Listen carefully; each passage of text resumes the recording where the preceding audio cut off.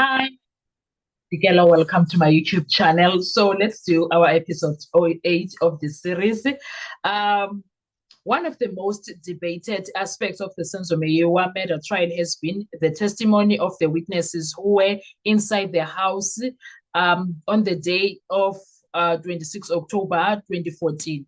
Their accounts form the foundation of the prosecution's case, yet over the years, inconsistencies, changing statements, and memory lapse have become central points of dispute.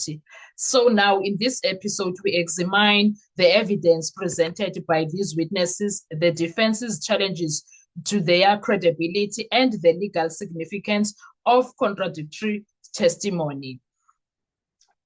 First of all, there's six people inside the house. Not all of them came into the courtroom to give the accounts of what happened. One, I don't know why Baloyi did not bring all of them. Maybe five of them. I don't know why Longwe, so not five. Longwe, Mom Gladys, Gladness did not come. I honestly don't know. But when it comes to Kelly Kumalo, I can suggest that it's because they named her the mastermind behind the murder of Senzo Meyiwa. Maybe that is the reason they could not call her. And now we were still left wondering why not call the other people, or also why not call Gladness and Longwetwala at the same time. If Kelly Kumalo is the mastermind and was named in the confessions, why not arrest her? Those are the questions that are sitting there inside the courtroom of Judge Rota, because it's something that is not making sense.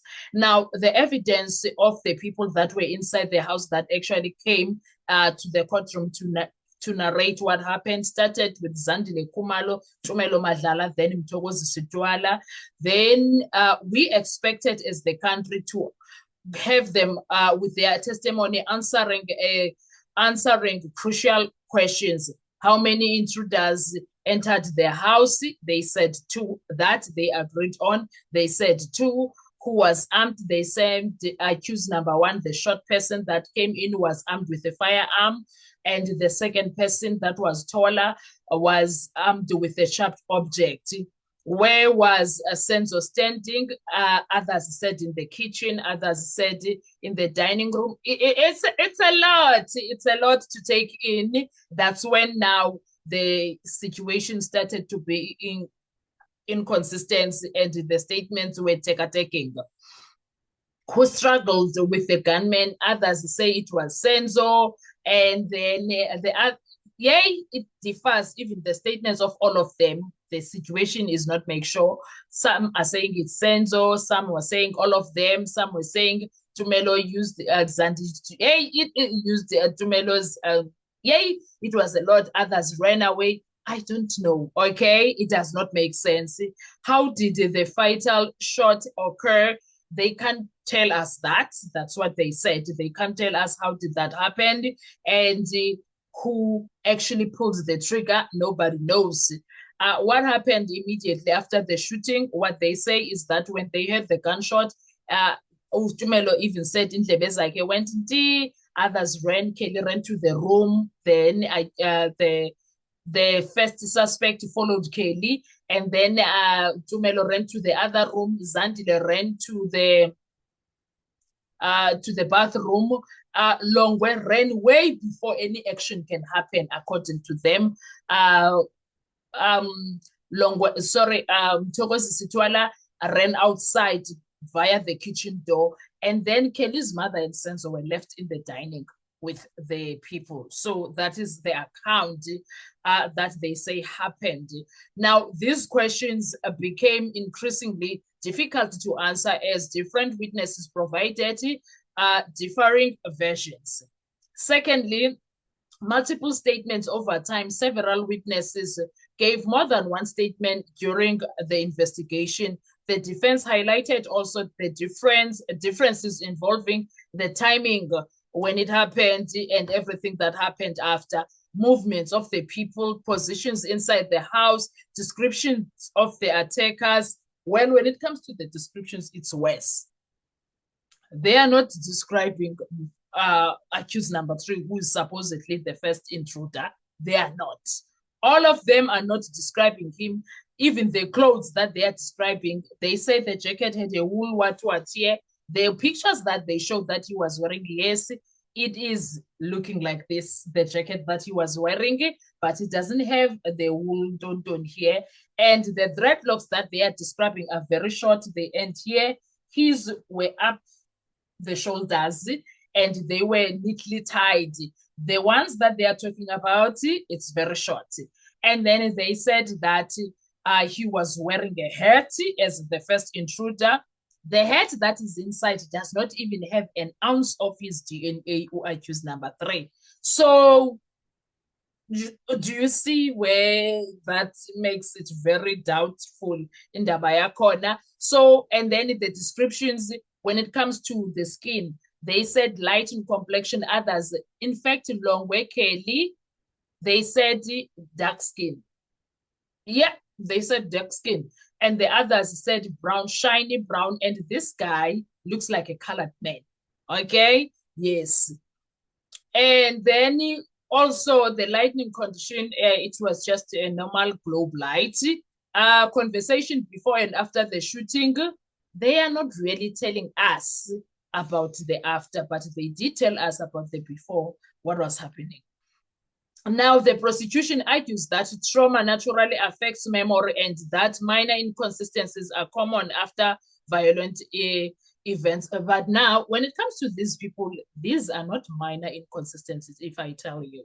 There's nothing minor about them. Also, the identification of the attackers, a major issue throughout the trial has been the identification. The defense argued the incident happened very quickly, emotions were high, lighting conditions were difficult, witnesses had limited opportunity to observe the attackers. These factors were used to question whether reliable identification was possible. Well, if they were dressed in jackets, you can't tell me that they had a tattoo. You can't. Like, you don't know if I have a tattoo right now. If they were wearing hoodie and there is no visible tattoo in the face and in the hands, then you can't say someone has a tattoo. That you cannot do. All right. Even now, I'm not saying they don't have, I don't know. We can't see if the accused have tattoos or not because they are always dressed appropriately. Okay. So I don't know where the tattoo description came from, but the guys that are sitting there, you can't see a tattoo. And if someone is wearing a jacket, you can't actually see if they have a tattoo. Now, these factors were used to question whether reliable identification was possible. Another issue, they said this was an they alleged that it was a robbery. Witnesses consistently maintained that armed men entered the house demanding valuables. However, the defense questioned why certain items remained untouched, whether the attackers behaved like ordinary robbers, why events unfolded differently from a typical house robbery. These questions became part of the broader debate surrounding the prosecution's theory. For instance, if these people were attackers, all those people, they still have their cell phone. Even the one that they lied and said Kenny Kumalo's phone was taken, it's still there in the pictures, showing that it was there.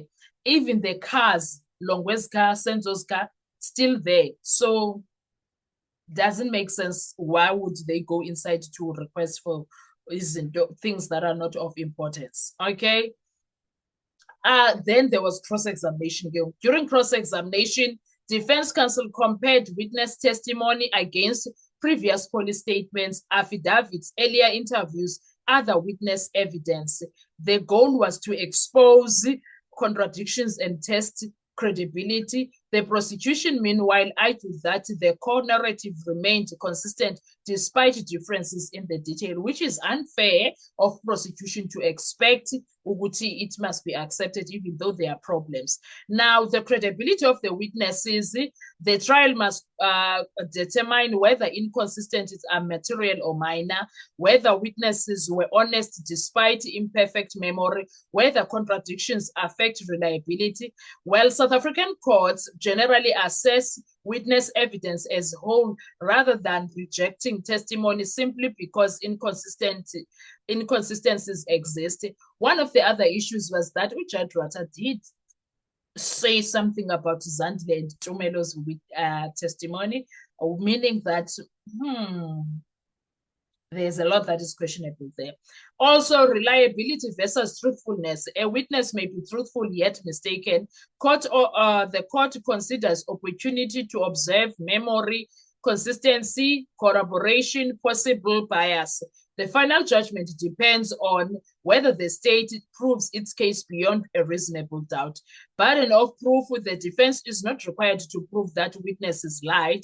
Instead, it seeks to demonstrate that contradictions create reasonable doubt. The state bears the burden of proving guilty beyond a reasonable doubt throughout the trial. So we are going to see Judge Ratuza and all of that. Also, the testimony of the witnesses inside who were inside the house generated years of public debate. Some of the observers believe trauma explains differing recollections. The core account of an armed intrusion has remained consistent. Discrepancies are normal after a violent event. Others, which is the defense people, argue that too many contradictions have emerged. Changing statements raised serious questions about reliability.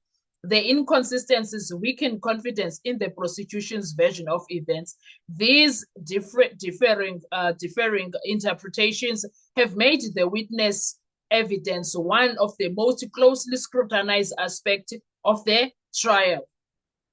Now, if you are someone who watches the case, you will have a lot of questions. How much, let me rather say, let's talk about this. How much inconsistency is acceptable before witness testimony becomes unreliable? How much? I want to hear from you in the comment section. Secondly, should traumatic events excuse contradictory statements? I say no. Thirdly, can several imperfect witness accounts still establish proof beyond a reasonable doubt? Well, that one, I'm going to leave it to you to debate in the comment section. Number 4, do you believe the witnesses inside the house have strengthened or weakened the prosecution case? Also, that one, I have my opinion, but I'm going to leave it to you. What evidence do you think carries more weight, eyewitness testimony or forensic evidence? I think both, but most importantly, the eyewitness. Also, the witness inside the house remained at the heart of the Senzo Meyiwa murder trial. Their testimony is central to the prosecution's version of events, while the defense has focused extensively on testing its consistency and reliability. Ultimately, the court will assess the evidence as a whole, including witness testimony, forensic findings, documentary evidence, and legal arguments to determine whether the prosecution has proved its case beyond a reasonable doubt. At this point, what are your thoughts? Let's talk in the comment section. I want to hear your views. Thank you so much. Please enjoy your day. Bye-bye.